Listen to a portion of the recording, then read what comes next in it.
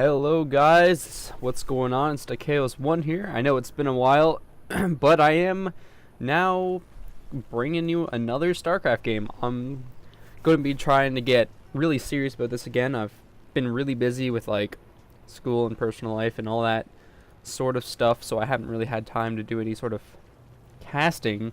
But yeah, so here we go. I'm bringing you guys a game on Metalopolis. This is a game that my friend qcyoyop or qcyoyop, I don't really know how he wants that said, but he sent me in this replay, and it is going to be a TvZ on Metalopolis, and the opponent here will be in the right position, KseNeRGik. I'm not even going to try and pronounce that. That's just absolutely insane.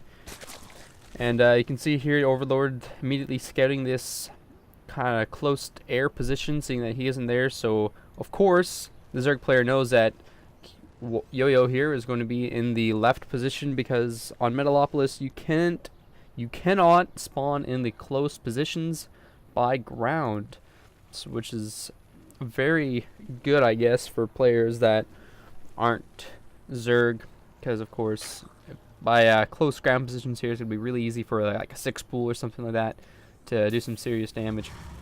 But you can see the Zerg player here is going to be getting a drone inside the main of Yo-Yo. It's going to be getting a good scout, going to get a good read basically on what's going on, but nothing really abnormal. And then you can see here the red Zerg is grabbing his what looks to be a 15 hatchery, which is fairly standard. Recently though, out of the games I've been watching, a lot of players have been going for the pool first and then hatchery next. But I mean, it's really just preference, how comfortable you feel doing this kind of build, because the Terran player could very easily throw down a bunker. Oh, sorry about that. He could very easily throw down a bunker like right here. There's lots of room, and then if he was going for like some sort of 2 racks aggression, it would be very hard for the Zerg player to actually defend that, which is why a lot of players get the pool out before the hatchery, just in case of that sort of situation happens. You can see the extractor is now finished, so the Zerg player will be starting to mine some gas, probably going to grab that Zergling upgrade immediately.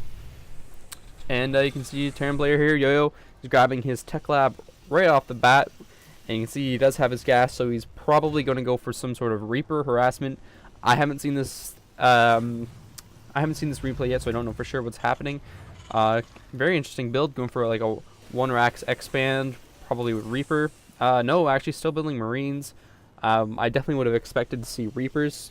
Actually, he's getting that really early stim pack, which can be extremely useful against basically anything the Zerg player has. Say he tries to go Roaches instead of Banelings, which it looks like he is doing. He does have the Roach Warren going down.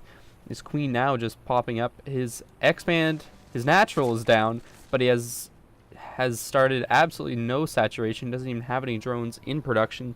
He's floating a substantial amount of minerals and gas, not really sure what's going on here, but you can see the Terran player is just going for, I guess, your typical 1 racks expand, if you can call it that. Calling that a mule. Goddamn OP mules. But Zerg player is getting some nice Overlord placement set up here. Going to be able to scout any sort of drop play that happens. Luckily for him, there isn't right now. But yeah, look here, just immediately building 6 Roaches. Personally, I don't really understand why he's doing that. I guess he's going to try and go for some early sort of harassment, but he really should have just grabbed, or sorry, just started saturating his expansion, because like, I don't think he'll be able to do much damage. This bunker is just about down. There's a few Marines at the base of the ramp. Stim packs over halfway finished, so I mean, with a bit of a delay, these Roaches could really take a lot of damage. And there we go. The bunker is now finished. These Roaches are going to have a very difficult time making their way up the ramp. Oh, maybe not. Oh, yeah, never mind. Those Roaches will not be able to get up that ramp with all these SCVs repairing that bunker. And yeah, so that was an extremely failed attack. There's really no way he'll be able to push up into the main of Yo-Yo here with those roaches. So he definitely should have just spent his money on getting this natural saturated. Maybe even going for a third base if he felt so inclined, because obviously the Terran player did go for a fast expansion. And as Zerg, you always want to be one step ahead base-wise of your Terran opponent, because Terrans, of course, get the mules, and mules are killer against, or they're killer for the economy, as in they do an amazing job at pulling the Terran ahead. So even if the Terran, sorry, this is extremely incoherent, but you can see the Zerg player has 10 more workers than the Terran player, but if you look at the income here, it's pretty much even because of the mules. And now he does have 2 orbital commands on the field, so his mule production, I guess, would be, or is going to be, extremely high. Now the Zerg player does have the 2 Evo chambers now, starting off with that +1 armor, which is very smart. I definitely think that's a really good idea. And yeah, at this point there's really not much going on. The Yo-Yo here is going for what looks like a bit of a harassment. He's got an SCV down here throwing down a bunker. So he's definitely going to be trying to poke this Zerg player here. He is ahead in supply, not by very much though. It's really nothing worth mentioning. But this Zerg player is now supply blocked for the meantime, and he is floating quite a few minerals. Combat shield and stim is finished, so these Marines are going to be extremely difficult to kill. This is a very, very powerful opening build by the Terran player. Like, look at these, those Zerglings did almost nothing to the Marines, and this mineral line, he's just going to get completely cleaned up. There's no chance he's going to be able to defend that. He does have his lair tech on the way, but it's a little bit late. He needs a lot more roaches. He doesn't have any in production. It's just Zerglings, and Zerglings, of course, are just going to get eaten alive by these Marines, although those 2 Marines there were mis-microed really badly. And yes, the Terran player has his bunker down, so he'll be able to reinforce his army very easily, but he does have, the Zerg player does have more Zerglings incoming, still working on those +1 upgrades. A bit of mismanaged Marines there. That's a tongue twister. Mismanaged Marines. There we go. Try to say that 10 times fast. Dare you. And yeah, I mean, I don't necessarily agree with the continuous building of the Zerglings. He definitely should be having roaches, because roaches are relatively effective against Marines, even if they do have the combat shield and stim pack upgrade. Yeah, definitely he definitely doesn't want to go in there. In there he will be absolutely destroyed, but he does have the +1 armor, which is going to make those Zerglings very tough against the Marines. They have +1 weapons as well, but still this bunker is going to prove to be very difficult to take down, but he does a pretty good job here.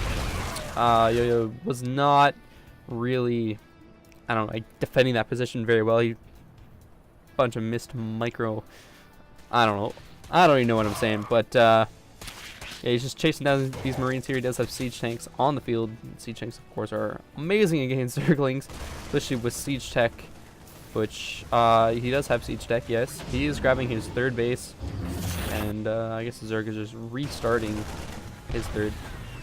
Those Zerglings aren't going to be able to do much damage at all with that siege tank back. It is a really nice wall in with supply depots and bunkers here, plus finishing off with that command center. And the Zerg player is just going to take some time to macro up, basically. He should be focusing on saturating this base here, which he is. He's building a whole bunch more drones, still working on upgrades, and the Baneling nest is going down, which is definitely a smart decision, seeing the mass number of Marines. But the Marines do have stim pack and combat shield, so I don't know. This is a very scary moment for the Zerg player. Marines with stim pack and combat shields this early in the game is very difficult to hold off against.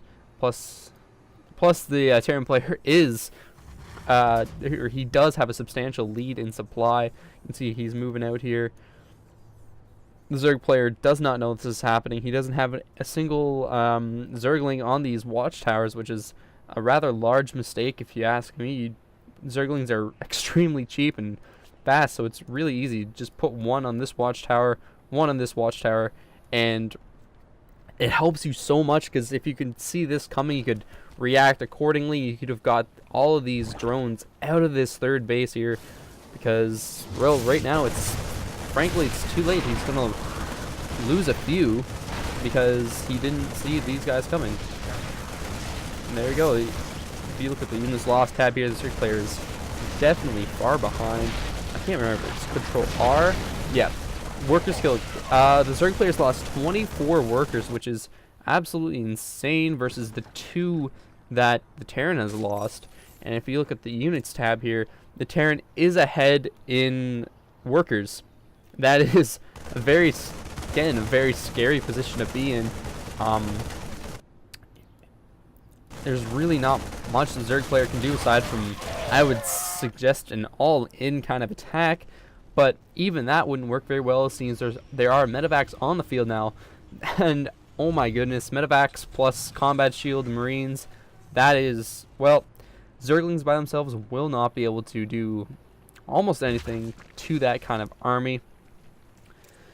He doesn't have a single Baneling on the way, which I do not agree with. He definitely needs Banelings at this point. Even if the siege tanks do lots of damage, he needs to be able to get those Banelings in there and just cut apart those Marines. Hell, I would even suggest getting burrow tech and then burrowing Banelings along the front of his base, so when the Terran player does move in, he can auto explode or whatever those Banelings, kill a substantial amount of the army, and then bring in Zerglings or Roaches for the rest. But again, excuse me, he has absolutely no Roaches on the field. He is starting his infestation pit and throwing down a macro hatch, which I guess is a good idea. He's floating a lot of minerals. He definitely needs to build overlords because he's almost supply blocked. And I mean, it's just a really poor kind of game for the Zerg player. He's behind by a ton in supply. The Terran player is moving out right now with a much superior force, whose upgrades have started. The Zerg player is 2-2, but he hasn't started his hive tech, so there is no 3-3 that'll be coming in anytime soon. These medevacs with these Marines are going to do a ton of damage. And look at that little retard magnet, I guess. And those Marines are just going to... The Marines are going to take a lot of damage, but I mean, those Zerglings, that's all he had, and he lost them very quickly. The Zerg player is trying to get the Infestor upgrades going so he can get Infestors on the field, which Infestors would do pretty nicely against this army, but I mean, it's really just too late with this drop in the main, plus the main army just absolutely destroying his natural and his third base expansion. There is no hope for this Zerg player to come by. The Terran player is getting +2 weapons, +1 armor. He's building even more Marines. And yeah, so there's a slight BM here going on. And yeah, exactly what he said. Banelings would have been able to do a fantastic job at holding this off, but I understand the frustration in this by the Zerg player for the 1-1 or 1-0 Marines versus 2-2 Lings, but then again, the Marines did have the combat shield, stim pack, and medevacs healing. The Zerglings just can't cut it. Oh, look at that siege tank, 14 kills and 1 health. Man, that guy's lucky.